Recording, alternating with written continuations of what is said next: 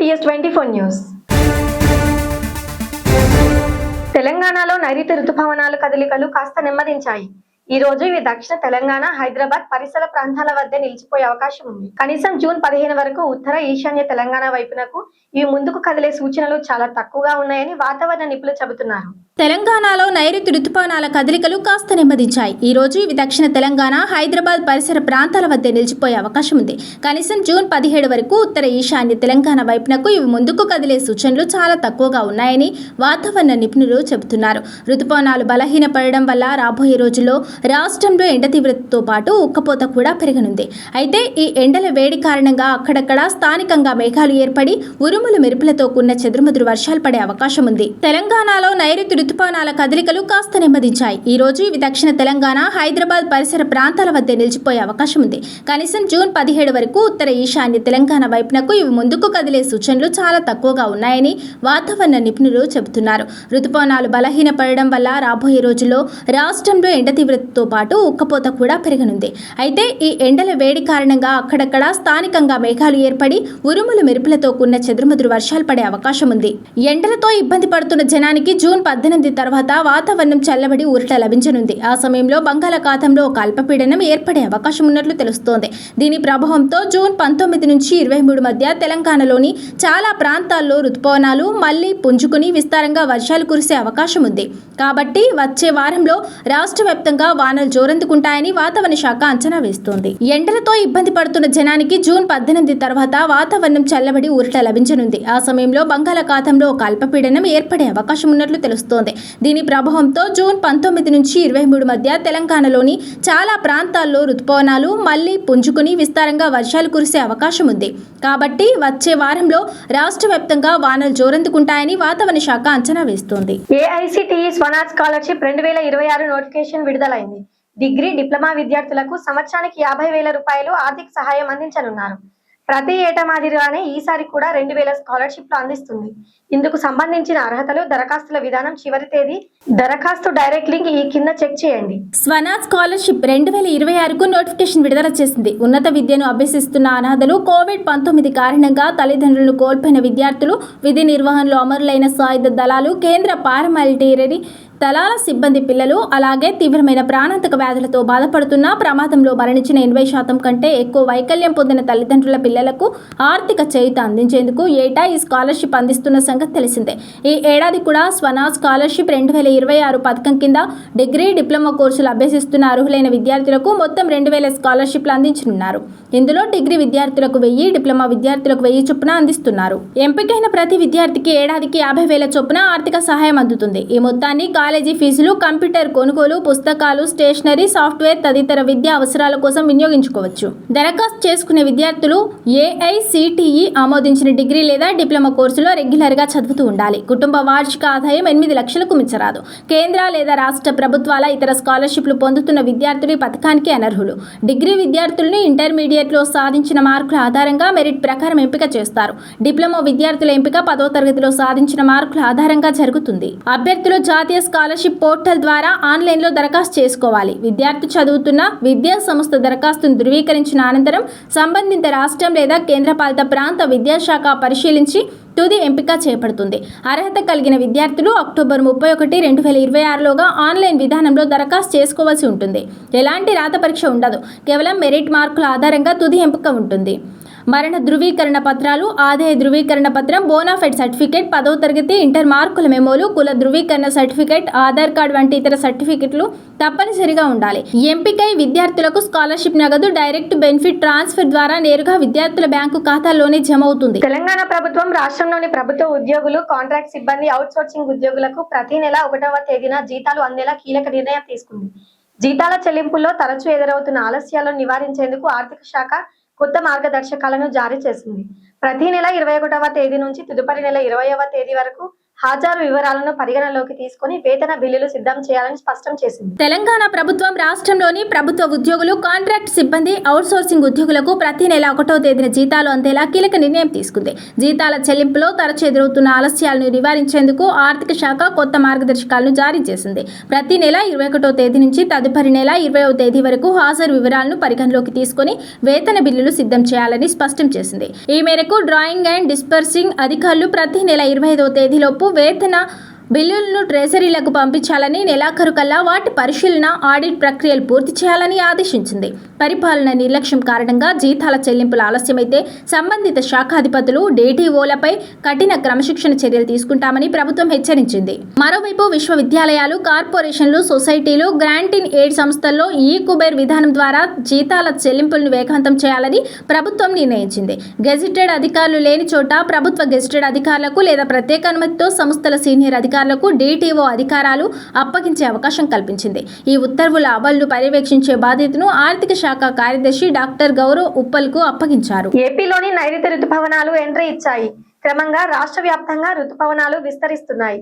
ఇదే సమయంలో పలు జిల్లాల్లో మోస్తారు నుంచి భారీ వర్షాలు కురుస్తున్నాయి. భారీ స్థాయిలో ఈదురు గాలులకు తోడు పిడుగులతో కూడిన వర్షాలు కురిసే అవకాశం ఉండడంతో ప్రజలు అప్రమత్తంగా ఉండాలని ఏపీ విపత్తుల నిర్వహణ సంస్థ హెచ్చరికలు జారీ చేసింది. ఏపీలోకి నైరుతి రుతుపవనాలు ఎంట్రీ ఇచ్చాయి. క్రమంగా రాష్ట్ర వ్యాప్తంగా రుతుపవనాలు విస్తరిస్తున్నాయి. ఇదే సమయంలో పలు జిల్లాల్లో మోస్తరు నుంచి భారీ వర్షాలు కురుస్తున్నాయి. భారీ స్థాయిలో ఈదురుగాలులకు తోడు పిడుగులతో కూడిన వర్షాలు కురిసే అవకాశం ఉండడంతో ప్రజలు అప్రమత్తంగా ఉండాలని ఏపీ విపత్తుల నిర్వహణ సంస్థ హెచ్చరికలు జారీ చేసింది. ఏపీ విపత్తుల నిర్వహణ సంస్థ ఎండీ ప్రఖర్జీ తెలిపిన వివరాల ప్రకారం బుధవారం సాయంత్రం, రాత్రి వేళల్లో విజయనగరం, అల్లూరి సీతారామరాజు, అనకాపల్లి జిల్లాలో భారీ వర్షాలు కురుస్తాయని, ఈ మేరకు ఆయా జిల్లాలకు రెడ్ అలర్ట్ జారీ చేసినట్లు తెలిపారు. ఈ జిల్లాల్లో గంటకు 50 నుంచి 60 కిలోమీటర్ల వేగంతో భారీ ఈదురుగాలు వీచే అవకాశం ఉందని, పిడుగులతో కూడిన వర్షాలు పడే అవకాశం ఉందని హెచ్చరించారు. ముఖ్యంగా అరకు, గజపతి నగరం, విజయనగరం, ఎస్కోట్, కొత్తవలస, చోడవరం, నర్సీపట్నం, మాడుగుల్లో మోస్తరు నుంచి భారీ వర్షాలు కురిసే అవకాశం ఉందని తెలిపారు. తూర్పుగోదావరి, కాకినాడ, విశాఖపట్నం జిల్లాలోనూ ఉరుములతో కూడిన తేలికపాటి నుంచి మోస్తరు వర్షాలు కురుస్తాయని ఏపీ విపత్తుల నిర్వహణ సంస్థ పేర్కొంది. ఈ జిల్లాలకు ఆరెంజ్ అలర్ట్ జారీ చేశారు. వర్షాలు పడే సమయంలో, ఈదురుగాల సమయంలో ప్రజలు అప్రమత్తంగా ఉండాలని, చెట్ల కింద, విద్యుత్ స్తంభాలు, హోర్డింగ్లు ఉన్న ప్రాంతాల్లో ఉండొద్దని, సురక్షిత ప్రాంతాలకు వెళ్లాలని సూచించారు. భారీ వర్షాల కారణంగా లోతట్టు ప్రాంతాల్లోకి వర్షపు నీరు చేరే అవకాశం ఉందని, ఆయా ప్రాంతాల ప్రజలు అప్రమత్తంగా ఉండాలని అధికారులు సూచించారు. ముఖ్యంగా రైతులు, మత్స్యకారులు, బహిరంగ ప్రదేశాల్లో పనిచేసేవారు మరింత జాగ్రత్తలు తీసుకోవాలని కోరారు. ఇంతకు ముందు పట్వారీ వ్యవస్థ ఉన్నప్పుడు ఏ రకంగా అయితే ఇబ్బంది పడుతున్నామో రేవంత్ రెడ్డి రాగానే అలాగే జరుగుతుందని కోహెడా ఫ్రూట్ మార్కెట్ యార్డ్ భూసేకరణ బాధితులు మండిపడ్డారు. ఈయనకి దోపిడి దొంగకు వీళ్ళు సర్దిగడుతురు. ఓడు దోపిడి దొంగ మా సార్ ఎమ్మెల్యే రంగారెడ్డి సార్ దోపిడీ చేసుకుంటా మా ఊళ్ళో అండగా పెట్టుకొని వీళ్ళన్ని భూములన్నీ కొల్లగొడుతూ ఉన్నారు. ఇప్పుడు మా పరిస్థితి రోడ్డు మీదకి వచ్చి ఏం చేయలేని పరిస్థితి. ఒక భూములు పోతే ఏం లేదు, ఇక మేము ఏం చేయాలి, ఇక మేము చచ్చిపోవాల్సి అంతకుమించి ఏం లేదు. ఇప్పుడు దేవుని భూములు ఉన్నాయి మా ఊళ్ళో. దేవుని భూములు వాళ్ళ చేతుల్లోనే, ఎవరి చేతిలో వాళ్ళ చేతుల్లోనే. అవి పట్టాల గురించి ప్రయత్నం చేసి దొంగతనంగా అమ్ముకుంటారు. దొంగతనంగా దేవుని భూములు వాళ్ళ చేతుల్లోనే. హిట్లర్ను చూసే పెడుతున్నాం అంటే ఆయన హిట్లరా? ఈ ప్రజలందరూ ఎట్లా కొడుతున్నారు ఆయనకు? అంటే మేము హిట్లర్ని గెలిపించుకొని మేము సావాలని గెలిపించుకున్నామా? హిట్లర్తో మేము సావాలని? ఈ రజాకారుల పాలన సేమ్ ఇంతకుముందు పట్వారీ వ్యవస్థ ఉన్నప్పుడు ఏ రకంగా అయితే ఇబ్బంది పడుతున్నామో సేమ్ రేవంత్ రెడ్డి రాగానే మేము ఓటేసి గెలిపించుకున్నాం. మేము గెలిపించడం కాదు, 100 మందికి చెప్పి రేవంత్ రెడ్డి వస్తే మన బతుకులు మారుతాయని మేము గెలిపించుకుంటే ఈరోజు మా సావుకాడికి వచ్చింది. అలా రేవంత్ రెడ్డికి చిరస్థాయి పుటలలో నిలిచిపోతాడు. ఎందుకంటే ఇంత దుర్మార్గమైన పాలన, అరాచకమైన పాలన.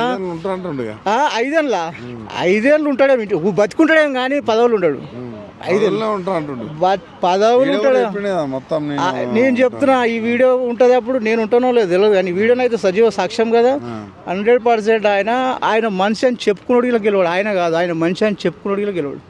మన గిరీష్ సంఘీకి అసలు పెద్ద పెద్ద పారిశ్రామికవేత్తలకు ఉన్న వాళ్ళకు వాళ్ళు దోసి పెట్టుకుంటా ఈ ఊరోళ్ళకి ఇట్లా సహకారం అందించుకుంటా వాళ్ళకి పట్టాలు అవుతాయి.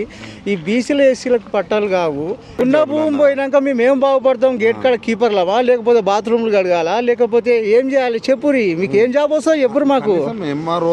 ఎంఆర్ ఒక్కటిసారి నేను చెప్తున్నా, కలెక్టర్ కాడికి చూస్తున్నాం మేము. ఎప్పుడు పోయినా ప్రతిసారి ఆర్జీలు ఇచ్చినా కానీ మళ్ళీ కొత్త విషయం మళ్ళీ నాటుగానే మళ్ళీ ఆర్జీలు అని చెప్పేసి కలెక్టరు, ఆర్డీఓ, ఎంఆర్ మాట చెప్తున్నా. Collector Reddy MRO Reddy, RDO Reddy, మన ఎమ్మెల్యే రెడ్డి, ముఖ్యమంత్రి రెడ్డి, పోలీస్ ఆఫీసర్ అశోక్ రెడ్డి, వీళ్ళందరూ రెడ్డిల దౌర్జన్యంతో ఎస్సీల బీసీల భూములు కొల్లగొట్టనీకే వీళ్ళు చాలా పకడ్బందీ ప్రణాళిక వేసుకొని గతంలో బీఆర్ఎస్ ఉన్నప్పుడు కూడా ఏదైతే పక్కన 180 ఎకరాలేమో ఆల్రెడీ కేటాయించారంట.